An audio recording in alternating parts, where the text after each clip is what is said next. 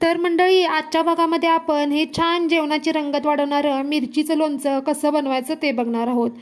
जर तुम्हाला मिरचीचं लोणचं आवडत असेल तर नक्की या पद्धतीने करून बघा। अतिशय चविष्ट होतं, अगदी विकतच्या लोणच्यापेक्षाही भारी म्हटलं तरी सुद्धा चालेल। आणि मी गेले 4 ते 5 वर्ष याच पद्धतीने बनवते बरं का, आणि अगदी परफेक्ट मसाला सुद्धा आहे।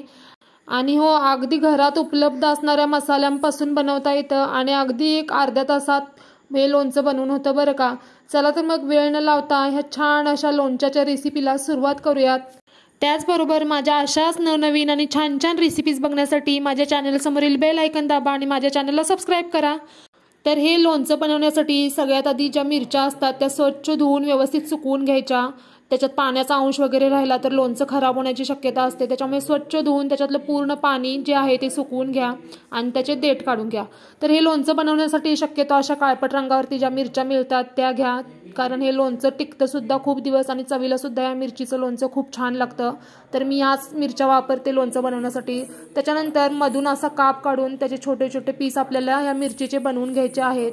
तर पाहू शकता अशा प्रकारे मिरची मधून कापायची आहे आणि त्याचे असे छोटे छोटे पीस आपल्याला करून घ्यायचे आहेत। तर मी आणखीन एक मिरची तुम्हाला कापून दाखवते। अशा प्रकारे मधून मिरची कापून घ्यायची आहे आणि त्याच्यानंतर असे छोटे छोटे पीस याचे करून घ्यायचे आहेत। तर मिरची मधून कापल्याने काय होतं, मसाला मिरचीमध्ये आतपर्यंत पोहोचतो आणि चव सुद्धा खूप छान लागते। तर इथे सर्व मिरच्या ज्या होत्या त्या मी अशा प्रकारे चिरून घेतलेल्या आहेत। आता ह्या मिरच्या आपल्याला एका बाउलमध्ये घ्यायच्या आहेत, म्हणजे मसाले वगैरे व्यवस्थित मिक्स करता येतील। तर एका बाउलमध्ये ह्या सर्व मिरच्या मी घेतलेल्या आहेत। त्याच्यानंतर एक अर्धी वाटी होईल इतकं तेल एका भांड्यामध्ये घेतलेलं आहे आणि ते आपल्याला गरम करून बाजूला ठेवून द्यायचं आहे, म्हणजे मसाला बनवेपर्यंत आपलं तेल जे आहे ते व्यवस्थित थंड होईल। तर इथं तेल तापलेलं आहे, हे तेल मी बाजूला उतरवून ठेवलेलं आहे म्हणजे थंड होईल। त्याच्यानंतर गॅसवरती एक तवा ठेवलेला आहे। आता मसाला बनवण्यासाठी इथं मी 1 चमचा जिरं, 1 चमचा धने, 1 चमचा बडीशेप आणि 1 चमचा मेथी दाणे घेतलेले आहेत। तर याच्यामध्ये मोहरी घेतलेली नाही आहे, कारण माझ्याकडे मोहरीची डाळ होती, मी तीच वापरणार आहे, त्याच्यामुळे मी मोहरी टाकलेली नाही आहे। तुमच्याकडे जर मोहरीची डाळ नसेल तर तुम्ही मोहरी टाकू शकता, 1-2 चमचे मोहरी टाकली तरी चालेल। तर हा सर्व मसाला मी तव्यामध्ये टाकलेला आहे। त्याच्यानंतर एक अर्धा चमचा होईल इतकी मोहरी सुद्धा टाकलेली आहे, कारण मोहरीची चव खूप छान येते, त्याच्यामुळे मी एक अर्धा चमचा होईल इतकी मोहरी टाकलेली आहे आणि बाकी जी मोहरीची डाळ आहे ती वापरणार आहे। त्याला थोडासा सुगंध सुटेपर्यंत आपल्या मसाल्यांना भाजून घ्यायचा आहे। तर 1-2 मिनिटात आपले मसाले व्यवस्थित भाजले जातात। आता हे मसाले बाजूला उतरून ठेवायचे आहेत आणि थंड झाल्यानंतर एका मिक्सरच्या भांड्यामध्ये हे आपल्याला मसाले काढून घ्यायचे आहेत।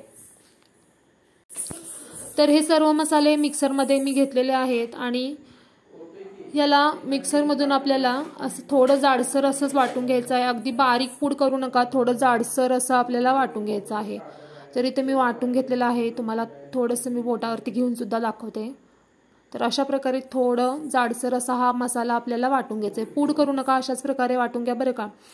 आता आपण ज्या बाउलमध्ये मिरच्या घेतलेल्या होत्या त्या घ्यायच्या आहेत। आता त्याच्यामध्ये मसाले टाकायचे आहेत सर्व। तर सगळ्यात आधी मी इथं 1-1.5 चमचा होईल इतकं मीठ टाकलेलं आहे, लोणच्यामध्ये मीठ थोडं जास्तच टाका।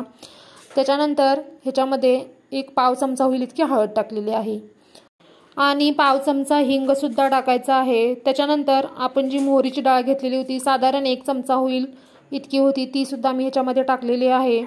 आता ह्याच्यामध्ये आपण जो मसाला बारीक करून घेतलेला होता मिक्सरमध्ये तो 1-2 चमचे मी टाकलेला आहे, अगदी सर्व टाकला नाही आहे, कारण मला मसाला थोडा जास्त वाटला म्हणून मी 1-2 चमचेच तो मसाला वापरलेला आहे। तर इथं सर्व हे मसाले जे आहेत ते आपल्याला मिरचीमध्ये व्यवस्थित मिक्स करून घ्यायचे आहेत आणि अगदी योग्य प्रमाणात मी इथं मसाला वापरलेला आहे। पाहू शकता सर्व मिरचीमध्ये आतमध्ये मसाला जाऊन बसलेला आहे।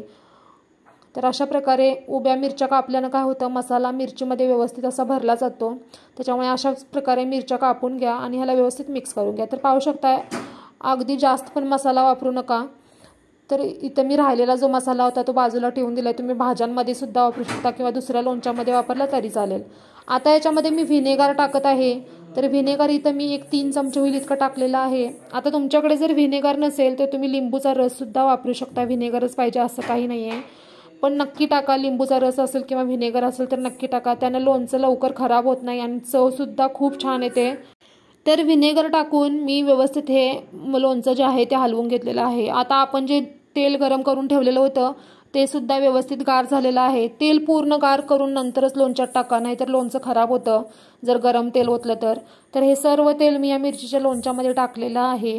तर तेल टाकून हे मिरचीचं लोणचं चमच्याच्या साहाय्याने अशा प्रकारे व्यवस्थित मिक्स करून घ्यायचं आहे। आणि अशा प्रकारे लोणचं मिक्स करून झालं की झालं आपलं मिरचीचं लोणचं तयार। अगदी अर्ध्या तासात तयार होतं आणि चवीला तर खूपच छान होतं। तर हे लोणचं तयार झाल्यानंतर तुम्ही काचेच्या बरणीत स्टोअर करून ठेवू शकता। आणि अशा प्रकारे हे लोणचं तयार झालेलं आहे। तुम्हाला सुद्धा जर मिरचीचं लोणचं आवडत असेल तर या प्रकारे नक्की करून बघा, तुम्हाला नक्कीच आवडेल आणि तुमच्या घरच्यांना सुद्धा आवडेल। चला तर मग लवकर ही रेसिपी ट्राय करा आणि मला कमेंट्समध्ये नक्की कळवा कशी झालेली आहे। त्याचबरोबर माझ्या चॅनलला लाईक करा, शेअर करा आणि सबस्क्राईब सुद्धा करायला विसरू नका। चला तर मग पुन्हा भेटूयात एका नवीन रेसिपीसह एका नवीन एपिसोडमध्ये। तोपर्यंत धन्यवाद।